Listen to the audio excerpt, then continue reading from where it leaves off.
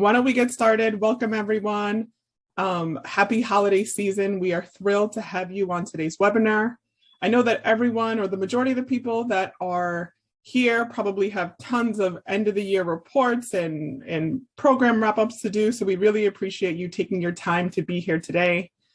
Everyone who has joined was part of our initial rollout of our practitioner's guide, where we co-created with NXST, who will be walking us through today's presentation, and you'll be hearing more from both Katie Johnson and Christian Lopez as the webinar progresses. My name is Carlene Porcena, and I work on the LISC National Economic Development Team. I spent almost 5 years in the Boston local office, like many of you, working in my community to help build local support for small businesses. I recently joined the national team, which gives me the opportunity to work with all of you and learn about and work on this ecosystem building on the national level. So many of you know today's session is around defining your organization's role in supporting a small business ecosystem. And what we're going to do today is walk through the variety of roles and the capabilities that exist within local ecosystems and how to define where your organization can have an impact, as well as what capabilities and skill sets may be missing from your local networks. So I'm going to ask our team from NXST to pop up the webinar so that we can all see it. And if you're just joining us, please feel free to still introduce yourself. It's always nice to get a sense of who's in the room and what locations you're all coming from. So the practitioner's guide that's shown here covers a variety of additional topics within ecosystem building, but ultimately it's around understanding your local networks, deciding where to focus, and then operationalizing a plan on how to manage that success. The practitioner's guide is also much of what you all are already doing, right? It's coalition building, it's around building partnerships, building trust, and building the groundwork for what it really means to support small businesses within your local ecosystems. Before we get into today's presentation, we want to make sure that we take some time to shout out all of our funders. You can see them here listed. Without their support, this work is much more difficult to do. So we want to just thank them for their investments and appreciate their support and opportunity to build this work together. Go to the next slide. Before we get into, when you all registered, I always love looking at this. So when you all registered, we asked you, what did you want to see from today's webinar? So this is really nice to kind of see visually. But here are some of the key themes that came up out of those responses. You'll see best practices, you'll see capacity, mapping, equitable, how to focus your energy to better serve small businesses, identifying roles. I see trends and capacity. You all can take some time to look through that. Just a general sense of what folks on the call are hoping to get out of today's meeting. Go to the next slide. Great, today's objective. When we wrote this practitioner's guide, the goal was really to share best practices. As many of you all know, when you're working within your markets, it's really easy to be hyper-focused on your own systems. And when you're working with people within your own local communities, sometimes you tend to focus on your own work, focus on your own challenges. So the ability to really showcase the variety of work that's happening across the country and for people to hear about the best practices is what we're hoping to get out of today's session, outlining potential roles, which local stakeholders can adapt to certain parts of the work, so that partners don't feel that they need to do everything and really maximizing on their efforts and their capabilities, and then guidance on how to actually implement that plan. And then for today's session, we're going to do a deeper dive into defining those roles specifically. What are the critical components of really building strong small business ecosystems? So what are your roles and others within your local ecosystems? Assessing the gaps in those roles, the capacities needed to deliver or actually be successful in those roles, and then the research needed in order to confirm some of those assumptions. In today's session, we're going to break up into some small groups. So you'll have an opportunity to kind of work with people from all across the country and talk through some key questions, and also do some exercises where you'll get the opportunity to work on your own organizational capabilities and roles. This is a breakdown of the session today. First, we'll do a quick recap of ecosystem building and some of the key concepts grounded in community engagement. Then the real meat of the conversation will be around those two exercises, breaking down your role and doing the smaller group sessions that'll be led by members of both NXST and LISC. We'll do a bit of a share out so that people can hear from the other teams. And then we'll do a similar breakout for the capabilities and assets. Then we will have some time for question and answer, and wrap up with some next steps. I just want to check in. Do we have a poll that we're going to do? Or do you all want me to keep going?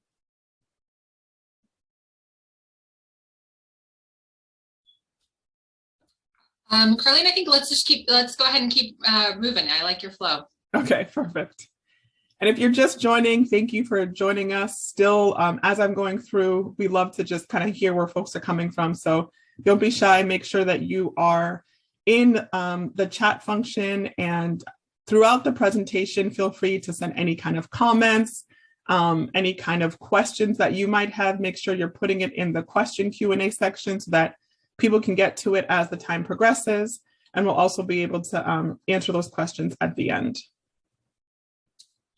So grounding in shared definitions. Here are some general shared definitions that are important for us to point out as we make sure that we're collectively on the same page. When we talk about small businesses, we are typically focusing on businesses that have less than 49 employees, especially sole proprietors. An equity, an approach that ensures that all businesses have access to the same opportunities and seek to work against many of the systemic imbalances in how small businesses begin their enterprises. Ecosystems, we've heard this so many times this year, but we have defined it as a set of conditions and support that entrepreneurs need to thrive, how they're able to kind of combat some of the hardships and expand and sustain their business during those times. Shared priorities, focusing on a collective strategy that solves both the local needs and the collective alignment in shared values within a coalition. Going to the next slide. And then how are all of these definitions kind of grounded in community engagement principles? So the first principle that we feel like is extremely critical is really realizing equity. And as it relates to small businesses, focusing that on the structural barriers to capital access, building on strengths, which is one of my personal favorites, really trying to focus not just on where there are deficits, but working on the local advantages, key partnerships that have been building, growing industries and trends that local networks do have. Develop community-based solutions. So, not just talking about collaboration, but actually investing and supporting the ability for organizations to work together and to coordinate resources and shared agendas.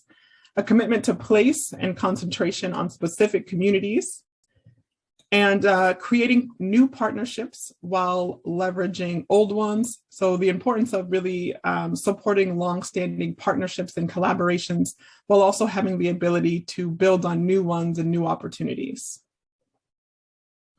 Now I'm going to hand it over to Katie Johnson with our NXST team, who was key in helping us build out this practitioner's guide as she walks us through the first part of today's session around ecosystem roles. Thanks so much, Carlene. Absolutely. So for those of you who were in our last webinar earlier this fall, or who've read the report, these roles will look familiar to you. we have teed up ecosystem roles across the spectrum, which you can see here as direct operator, those folks working directly with small businesses, all the way over to more intermediary roles. And the purpose of this list is to help practitioners or organizations figure out what are the one or more roles that they might play within their ecosystem. So you'll notice small businesses are not included in this list, not because they are obviously a critical role within the small business ecosystem and a critical stakeholder that we're all trying to serve, but rather this is the list that we're going to workshop today to help you figure out what roles are you and your partners playing today, or sort of what roles exist within the broader ecosystem, and where might there be opportunity to better serve those small businesses. And so the next slide will actually kind of walk through what each of these roles is and a little bit more depth. So I'll go ahead and move us forward there.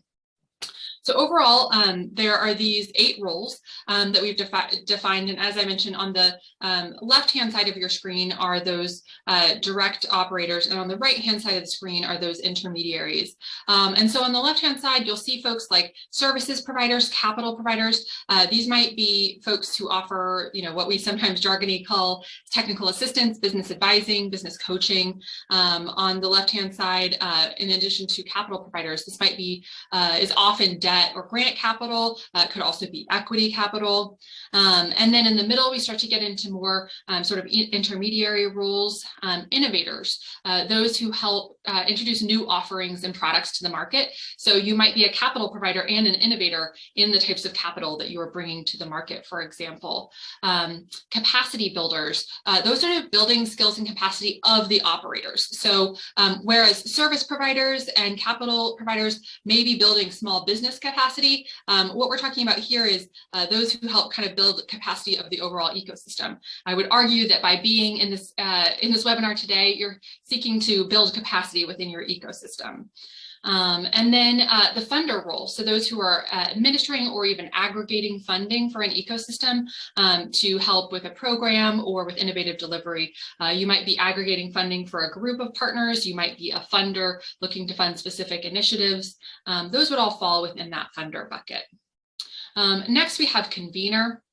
And those are the groups who bring a number of different partners together to organize, collaborate, and solve pressing issues. So this group often kind of serves as a thought partner to other stakeholders within the market and helps sort of foster connections that ultimately often end up in innovations as well. Next, we have advocate. These are folks who advance small business priorities by spreading awareness. This often may mean policy advocacy. It could also mean other protections or legislations. And then finally, there is that of an investigator. So this would be research and sharing learnings to inform collective understandings, priorities, actions within the ecosystem. NXST, for example, has done ecosystem assessments in over 25 communities across the US. And this role in conducting ecosystem assessments, where we outline what are the services and capital within a market, that would be sort of an investigator role. Similarly, I know someone put the Brookings article in there. In many ways, they have served in an investigator role or have also funded others to do investigations, as an example. So those are the different roles that we're going to really workshop in the next few slides. And so with that, I'm going to go ahead and move us forward to an example of what this could look like, because ultimately, what we want to do is we want to, an ecosystem has all of those different roles, and that we want it to be a robust set of services that a small business has access to. So this is just an illustrative example of something that you might want to create in the next exercise. So there we have those 8 roles that we just went through, and we're looking at an example that's just illustrative from Cincinnati. And this is kind of a hypothesis that we're going to test. This isn't necessarily, you may be from Cincinnati and you may put people in slightly different buckets, but this is just sort of an illustrative example to give you an idea and a sense for what you'll want to create in the next session or the next exercise for your own ecosystem. So here we have outlined potential service providers, capital providers, innovators, and so forth within the market. So for example, the Urban League, you'll see under the advocate function as a key role that they play there. You see that NDC plays a couple of different roles as a capital provider and as a funder, for example. And you'll see that groups like SCORE, who you might be familiar with within your own community, are a service provider. They're sort of providing business advising to local businesses. But you'll also see that there's not anyone who's directly playing, within this example, a capacity builder. And there's also opportunity to bring more innovation and funding to the network, or through the ecosystem. And so ultimately, those might be opportunities for your organization or for other partners within the ecosystem to be able to sort of enrich the overall products and services that small businesses would have within that local ecosystem. And we provide this as an example because on the next slide, we're going to actually kick off an exercise where you do this for your own local landscape. So I'm actually going to throw some worksheets into the chat. The report that that Rian linked in the chat earlier that we've been talking about has some different worksheets that accompany it to kind of help you build out these tools for yourself. So today we're going to be reviewing a couple of those different worksheets and filling them out together to be able to, as hypothesis, basically to test. So here we have basically a blank worksheet of all those different roles within the community for you to fill out. And we're going to break up into small groups and fill those out together. Before we do, I want to announce or just kind of explain a couple things. You might see that there's kind of some different things like an arrow in the capital provider and different spots like that. I think the arrow is meant to connote that there's different types of capital that might be needed within a market that serve kind of different sizes of businesses and different industries and things like that. So just kind of providing that as an illustrative example of how you might think about who's serving micro businesses, who's serving more established businesses and the like. So we'll be breaking up into small groups. You'll have a LISC or a NXST facilitator in your group. And what we're going to do is we're going to have you take 5 minutes within that small group on your own to be able to kind of put different organizations' names under each of these different categories. And this is going to be your hypothesis. This is not going to be set in stone. This is going to be kind of, how do you see the landscape today?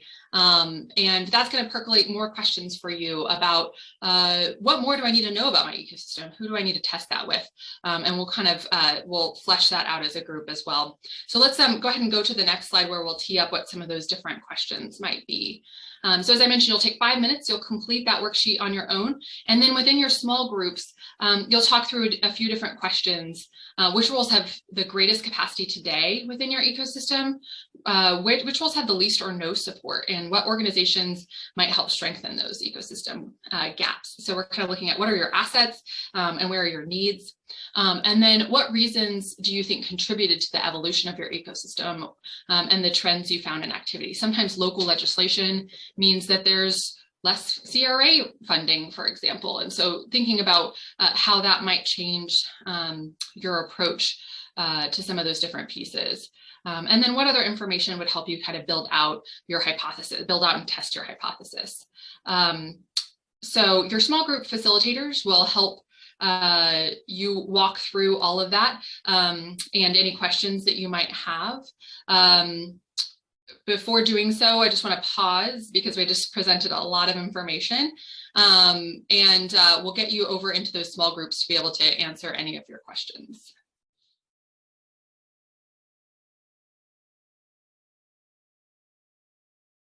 What can we do next with this ecosystem role mapping?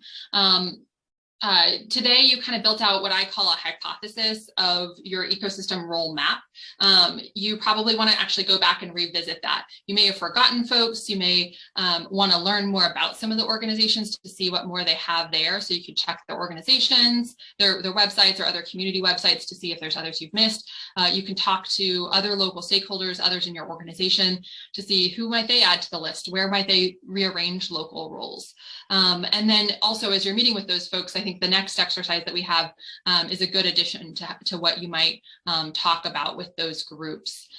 So with that, I'm going to actually hand it over to my colleague, Christian Lopez, to talk us through organizational capabilities.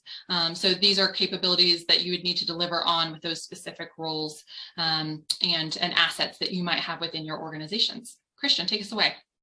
Thank you, Katie. And just to orient us on this list of capabilities, we've organized them so that those at the top are focused more on systems level planning type of capabilities, and those at the bottom are more so focused on direct operators that work with small businesses and execution type capabilities. And so moving through this list, starting with strategy setting, again, that's really focused on ecosystem level initiatives and activating these types of strategies so that ecosystem stakeholders can work together to deliver on those initiatives. Research and analysis, it's studying and examining the challenges and assets to identify opportunities to improve impact across the small business ecosystem. Partner management, of course, in all of our respective local ecosystems, there are different organization types. So the way that there's coordination across those different stakeholders is an important capability.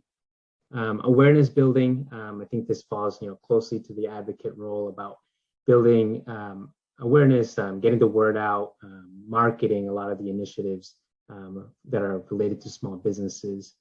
Reputation and credibility in small business work, I think is important as we think about other organizations who may be doing work in a different sector of economic development and are looking to enter the small business space. And there might be already organizations that have been working with small businesses for many years, and so that having that reputation and credibility is important, especially when you start to partner across organizations.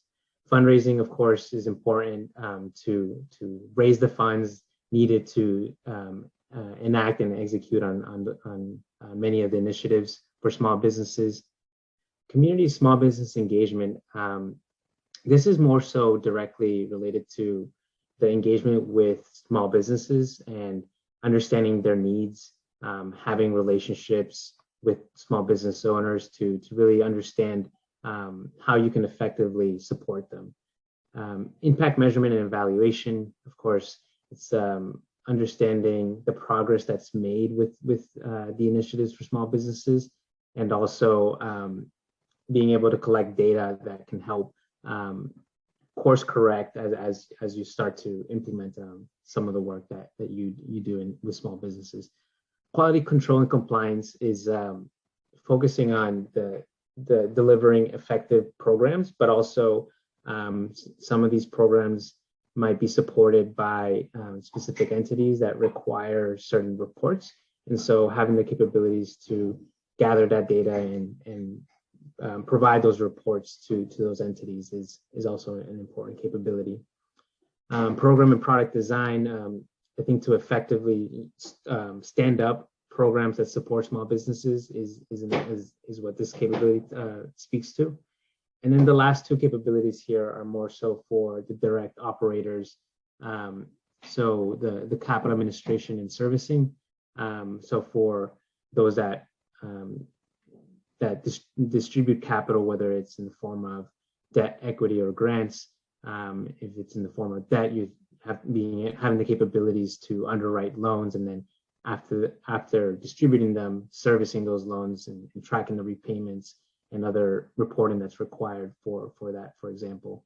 And then for small business service delivery, it's again the direct one-on-one support or cohort-based programs that are delivered to small businesses directly. And so on the next slide, we'll kind of put those two lists together. So we've talked through the roles and we put those on a horizontal axis here at the top. And we've added check marks under each of these roles to represent what capabilities would be needed for each of those roles to effectively play that role in the ecosystem. And so on the left side, on the vertical axis, are those capabilities that we just spoke through. And so, for example, how you could read this capabilities map, if you will, for the service provider role. To effectively play that role, an organization would need to have the capability for small business service delivery, program and product design, quality control and compliance, community small business engagement, fundraising, and reputation and credibility in small business work. So again, those are more on the roles more so on the left side are those direct operators. But when we move towards the right, we start to move into those intermediary and systems level type of roles for organizations. So for capacity builder, for example, who would support the direct operators to more effectively deliver on their programs, for example, by providing them with professional development for their staff, or providing them tools such as worksheets to collect data, and other types of support for operators. Capacity builder organizations would need the program and product design capabilities, quality control and compliance, reputation and credibility in small business work, and partner management to obviously to work with different organizations in the ecosystem. And then on the far end here, on the right side, investigators.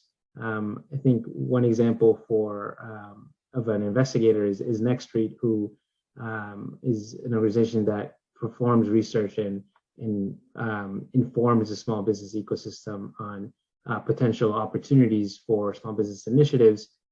The capabilities for an investigator would include impact measurement and evaluation, just be able to track data for the small business ecosystem, partner management to build those relationships with other organizations in the ecosystem and work with them, research and analysis to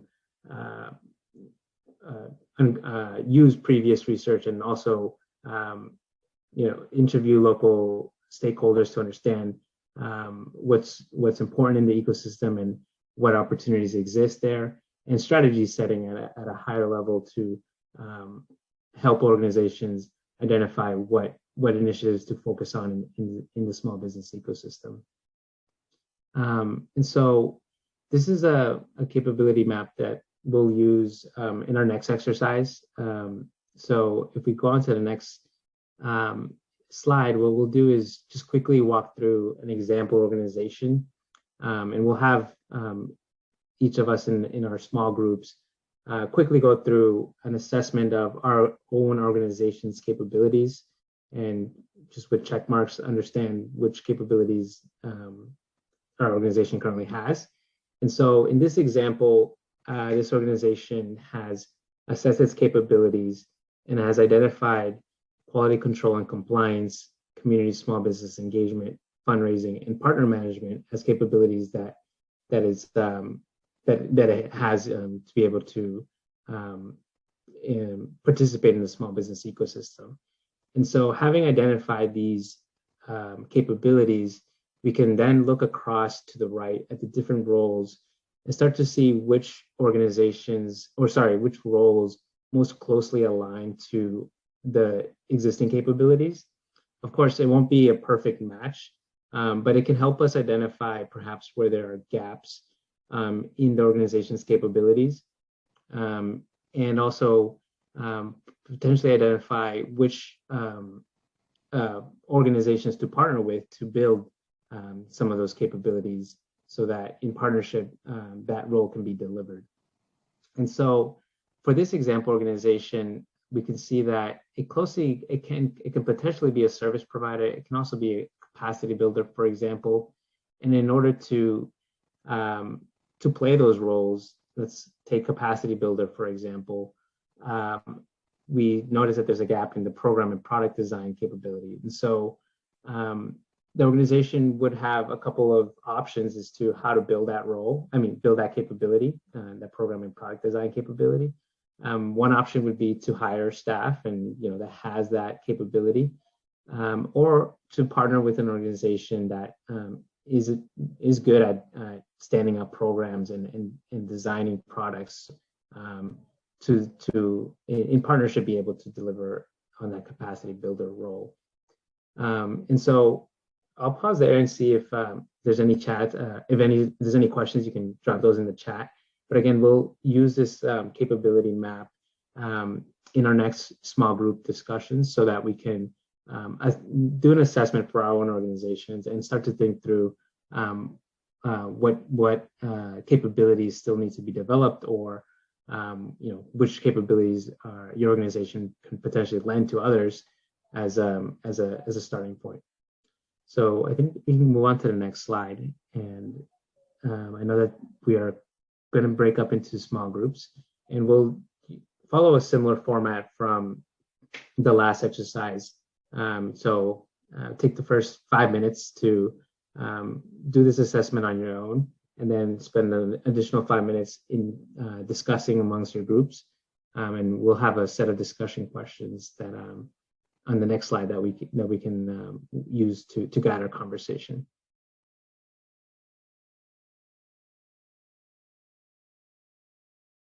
What can we do next with all this information?